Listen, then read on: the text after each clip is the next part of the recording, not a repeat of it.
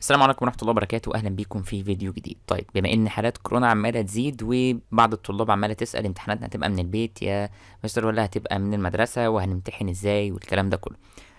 كل الطلاب حاليا بتتسأل عن الموضوع ده، وحالات كورونا بتزيد ووصلت تقريبا ل700 حالة في اليوم تاني، او رجعنا تاني 700 حالة في اليوم، والحالات عمالة تتزايد كل يوم اكتر واكتر. فبالتالي الطلاب بتسأل هل هيكون الحل كده طبيعي ولا لا. في توجهات داخل وزارة التربية والتعليم، انا بنقل لكم الموقف زي ما هو. توجهات داخل وزارة التربية والتعليم، ووزارة التربية والتعليم بعض المصادر من داخل الوزارة بتقول ان امتحانات الصف الاول الثانوي والصف الثاني الثانوي بنسبة كبيرة جدا هتكون من المنزل، حفاظا على ارواح الطلاب، وحفاظا على الحالة العامة او الحالة الصحية العامة. ده طبعا في ظل الاجراءات الاحترازية والكلام ده كله. فبالتالي امتحانات اولى ثانوي وتانية ثانوي بنسبة كبيرة جدا، مش اكيد، بنسبة كبيرة جدا تكاد تصل الى 80% و85% هتكون من المنزل.